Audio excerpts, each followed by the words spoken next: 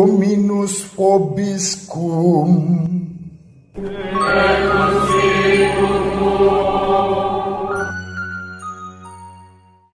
Sahabat peradaban kasih ekologis yang terkasih, selamat berjumpa dalam renungan harian bersama saya Romo Alois Budi Purnomo PR melalui channel ini.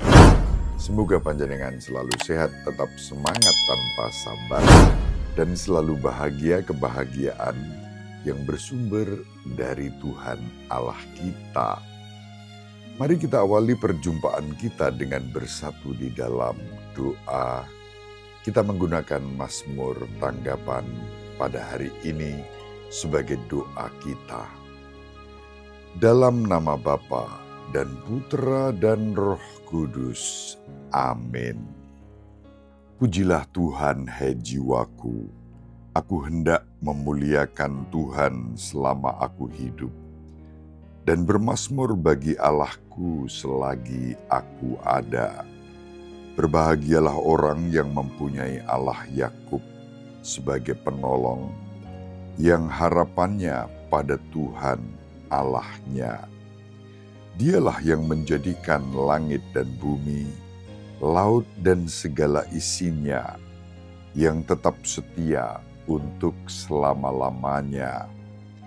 Dialah yang menegakkan keadilan bagi orang yang diperas, dan memberi roti kepada orang-orang yang lapar. Tuhan membebaskan orang-orang yang terkurung. Tuhan membuka mata orang buta. Tuhan menegakkan orang yang tertunduk. Tuhan mengasihi orang-orang benar. Tuhan menjaga orang-orang asing.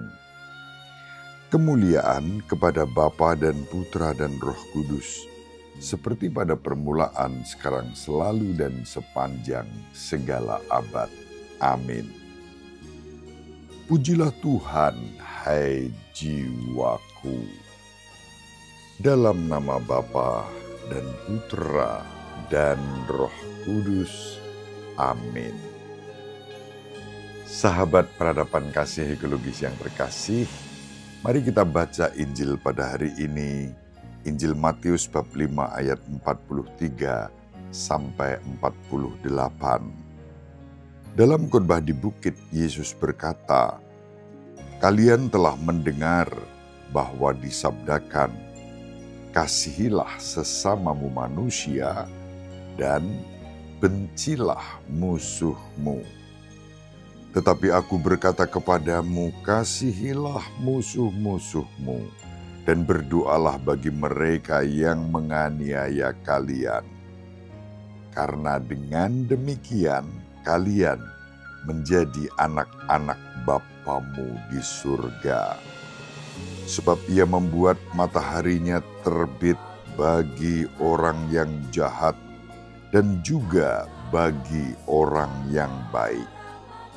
Hujan pun diturunkannya bagi orang-orang yang benar dan juga orang yang tidak benar. Apabila kalian mengasihi orang yang mengasihi kalian, apakah upahmu?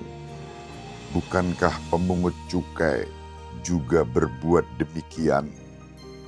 Dan apabila kalian hanya memberi salam kepada saudaramu saja, apakah lebihnya daripada perbuatan orang lain?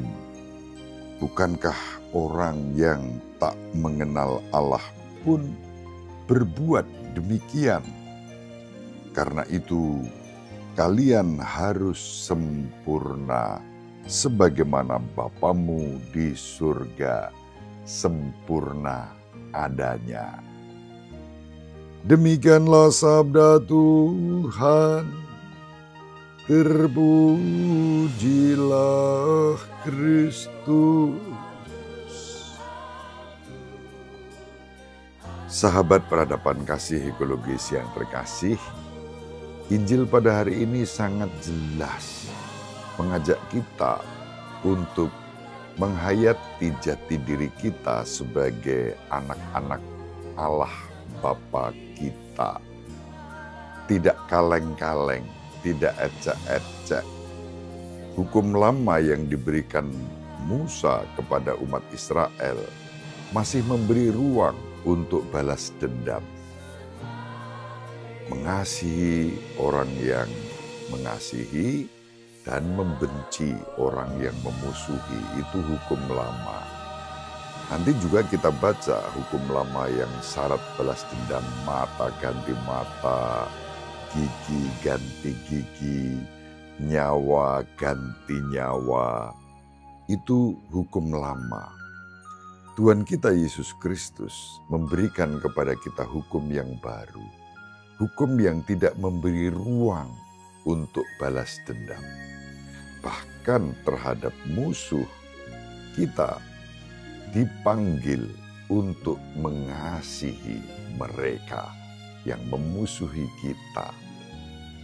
Suatu ajaran yang sangat radikal, artinya seakar-akarnya, dan tidak berarti bahwa ini tidak bisa dilakukan. Kita mengalami sendiri bagaimana teladan Yesus yang mengasihi orang yang memusuhinya, bahkan berdoa untuk mereka yang menganiaya Dia, memohonkan pengampunan bahkan untuk mereka. Mungkin kita mengatakan, nah itu kan Yesus Romo. Kita ini manusia dengan segala kelemahan kita. Apa mungkin mengasihi musuh? Sangat mungkin. Kita melihat figur Paus Yohanes Paulus II yang mengunjungi penembaknya. Jadi tembak dan nyawa hampir meregang. Namun mujizat terjadi, kesembuhan diberikan kepadanya. Dan Paus Yohanes Paulus II mengunjungi sang penembak yang sedang berada di dalam penjara itu. Tidak mustahil. Ya itu kan Paus Romo. Kita apa ya bisa, Romo sendiri apa bisa. Saya mengalami, tidak harus menyebut nama dan peristiwanya untuk menjaga yang bersangkutan, tetapi ada saksi-saksi mata yang melihat, mengalami bagaimana saya boleh juga belajar untuk mengasihi orang yang memusuhi kita. Tidak mustahil. Jangan kemudian mengatakan, ya itu kan Romo, saya enggak begitu. Kita semua, apapun panggilan dan perutusan kita, wajib seperti itu. Seperti disabdakan Yesus, hendaknya kamu sempurna seperti Bapa sempurna adanya. Maka hukum kasih ini bukan privilegi untuk orang-orang tertentu, tetapi untuk semua orang, terutama kita yang mengaku diri sebagai murid-murid Kristus. Hukumnya wajib mengasihi orang-orang yang membenci dan memusuhi kita. Kemarin saya berbincang-bincang melalui telepon, ada beberapa teman yang menelpon, dan kemudian kita berdiskusi tentang bagaimana kita mewartakan sukacita Injil. Kita sampai pada pembicaraan tentang apologetik, membela iman kita bagi mereka yang menyerang kita. Apakah boleh? Tentu dalam konteks apologetik kita melakukannya. Kita membuat apologetik, mempertahankan iman yang diserang dan kemudian menjelaskan. Dan kerap kali serangan-serangan itu juga membabi buta, tak mau tahu. Maka menghadapi orang-orang yang begitu dibutuhkan para apologet yang menjelaskan, dan dalam konteks apologese tentu dibutuhkan ketegasan, bahkan kerap kali tidak boleh lembek. Namun tidak berarti bahwa tanpa cinta kasih.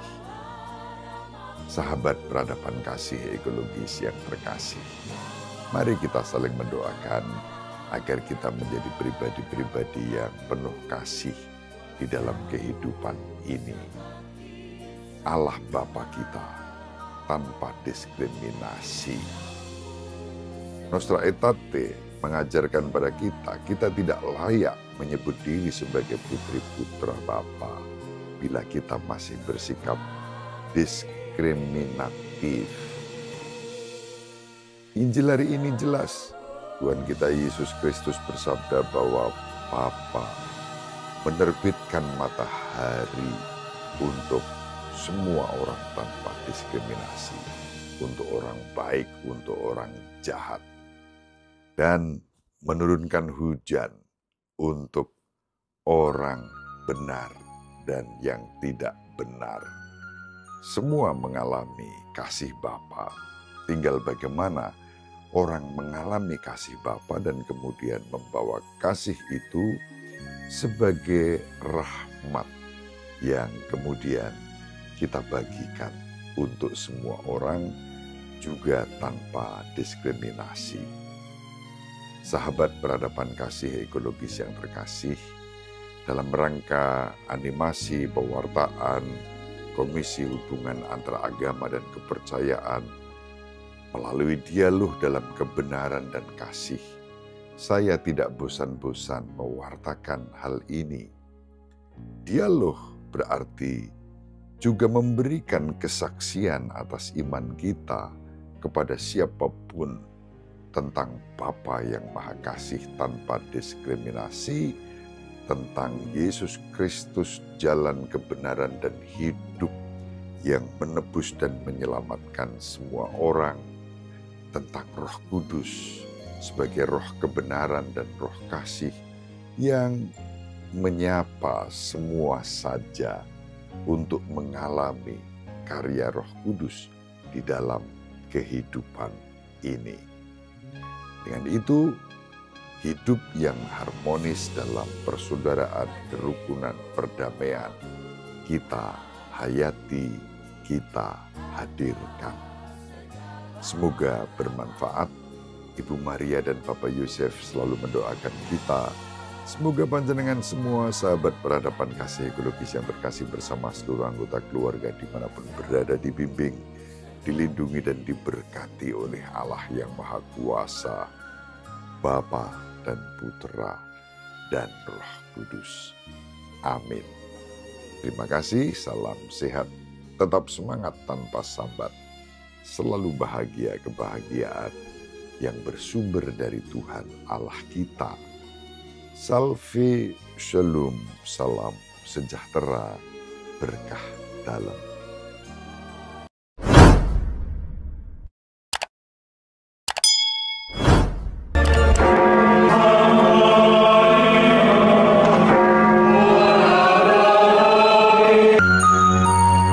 Sahabat peradaban kasih yang terkasih, sampai jumpa pada episode berikutnya. Terima kasih atas kebersamaan kita. Salam peradaban kasih ekologis, berkah dalam.